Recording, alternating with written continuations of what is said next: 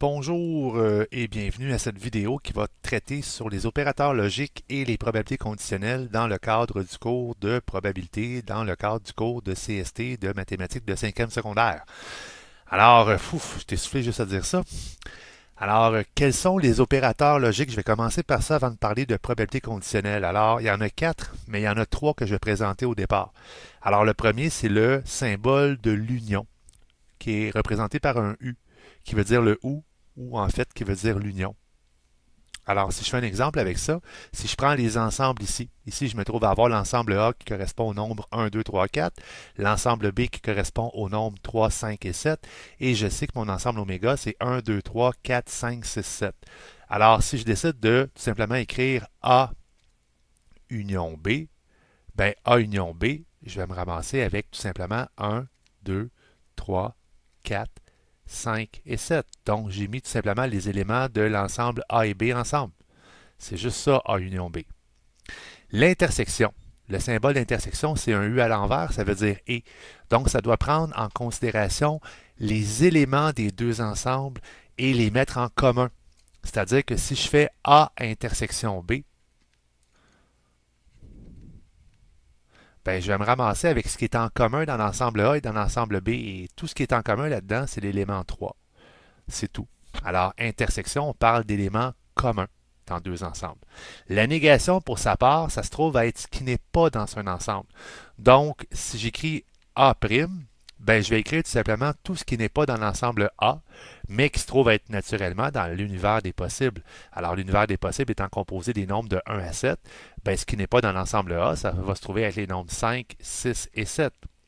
Tandis que ce qui n'est pas dans l'ensemble B, ça va se trouver à être les nombres 1, 2, 4 et 6.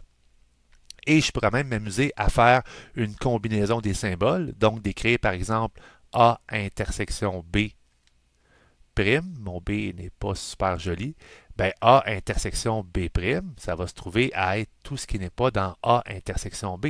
C'est-à-dire ça va être 1, 2, 4, 5, 6 et 7. Et j'aurais pu écrire aussi A union B prime. Donc, tout ce qui n'est pas dans A union B, ben là, ça se trouve à être uniquement le 6. Parce que ce qui était dans A union B, c'était 1, 2, 3, 4, 5 et 7. Quand on parle du nom, on peut parler aussi du complément. Donc, quand on parle d'un événement complémentaire, ça veut dire qu'il complète. Si je fais un exemple ici avec un mini diagramme de Venn, juste pour bien comprendre, avec des codes de couleurs. A union B, ben, en fait, ce qu'il faut comprendre, c'est que si, mettons, l'ensemble A, je le mets en rose, OK? Tous les éléments de l'ensemble A sont en rose, tous les éléments de l'ensemble B sont en vert, donc tu constates qu'il y a une région au centre qui se trouve à avoir les deux couleurs ensemble, et tous les éléments de l'ensemble oméga est en orange. Donc, tout ce qui est à l'extérieur, je le mets en orange, donc je vais colorer de façon assez rapide et grossière. Donc, je vais essayer de faire un beau travail. C'est pas évident. Et tout ce qui est à l'extérieur, donc, est en orange. Alors, je considère ça. J'ai trois couleurs. Le rose, qui est les éléments de l'ensemble A, le vert, les éléments de l'ensemble B, et l'extérieur, l'ensemble oméga, dans le fond, qui se trouve à être en orange. Je vais écrire ici mon ensemble oméga. Donc, quelles seraient les couleurs qui seraient représentées par l'ensemble A et l'ensemble B?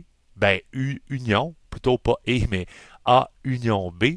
Ben, en fait, j'aurais tout ce qui est rose et tout ce qui est vert et tout ce qui touche aux deux couleurs. Tandis que l'intersection, ce serait tout simplement le rose et le vert qui est coloré un par-dessus l'autre, donc ce genre de couleur grise en fait.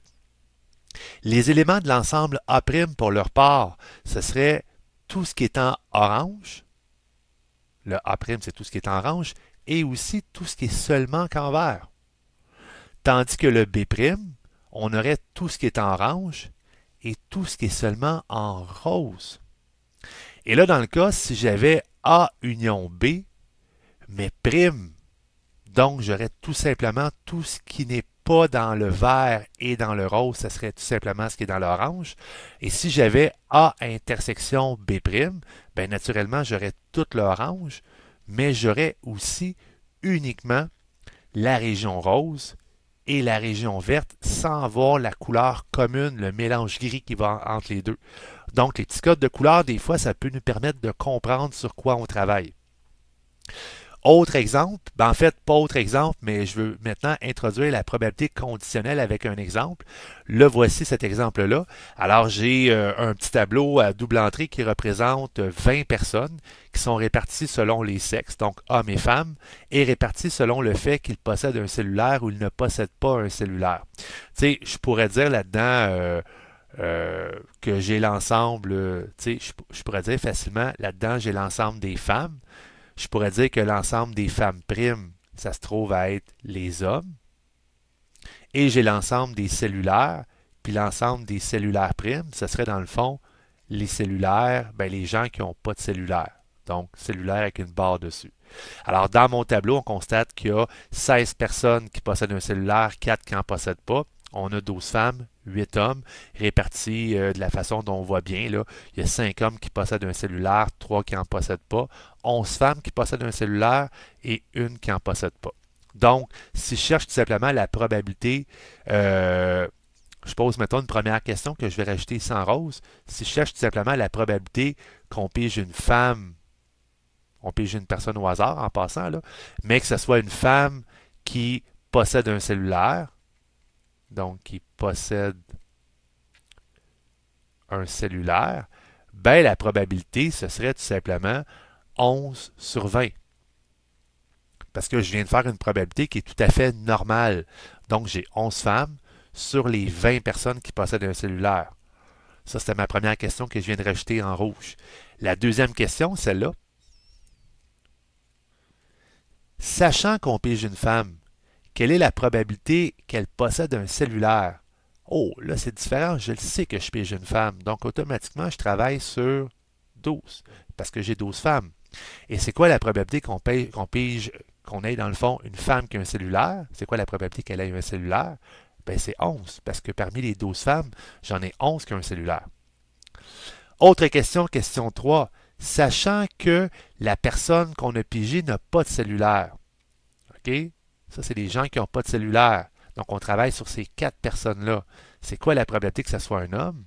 Ben, c'est 3. Parce qu'on a 3 un homme qui n'a pas de cellulaire. Puis, un symbole pour la probabilité conditionnelle, c'est la barre verticale. Je l'ai placée ici. Alors, cette barre-là verticale représente le sachant que. Donc, si je fais un exemple ici, j'ai P, parenthèse, F, sachant que, pas de cellulaire, qui signifie dans le fond la probabilité de piger une femme, sachant qu'elle ne possède pas de cellulaire. J'ai oublié de mettre ma petite barre. Donc, étant donné qu'on sait qu'elle ne possède pas de cellulaire, je vais travailler sur les gens qui ne possèdent pas de cellulaire. On l'a déjà fait tantôt, il y a 4 personnes. Mais c'est quoi la probabilité que ce soit une femme? Ben, c'est 1. Puis là, ce qui est super important là-dedans, c'est que la façon dont c'est placé, tu vois ici, la barre, c'est comme une barre de fraction. Fait que ce qui vient après, c'est comme un dénominateur. Fait que ça, là, ce que je mets en vert, ça correspond au dénominateur. C'est super important. Je vais faire un dernier exemple avec un diagramme de Venn. Alors, mon diagramme de Venn qui est déjà prêt, qui se trouve être le suivant. L'ensemble oméga représente tous les nombres de 1 à 15.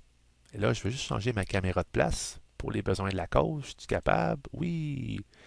Alors, l'ensemble oméga correspond au nombre de 1 à 15. Dans l'ensemble A, je me trouve à avoir les multiples de 5, qui sont en passant 5, 10 et 15. Dans l'ensemble B, j'ai les diviseurs de 15 qui sont 1, 2, j'ai pas 2, excusez. J'ai 1, 3, 5 et 15. Et dans l'ensemble D, je vais avoir tous les nombres strictement supérieurs à 9, c'est-à-dire 10, 11, 12, 13, 14, 15. Alors, je vais placer mes nombres dans les ensembles. Je vois clairement en partant que le 15 est dans les 3 ensembles en même temps. Donc, je vais mettre le 15 au centre. Je vais mettre un petit point devant. C'est super important de mettre le petit point pour dire que ce n'est pas la quantité, mais c'est bel et bien un élément. Je vois aussi que le 10 est présent dans l'ensemble A et dans l'ensemble C. Donc, je vais le mettre d'une couleur particulière. Alors, le 10 est à la fois dans A et dans C, donc je vais le placer ici. Je vois aussi que le 5 est à la fois dans A et dans B. Donc, je vais juste mettre un petit code de couleur pour bien le voir. Alors, le 5 est à la fois dans A et dans B.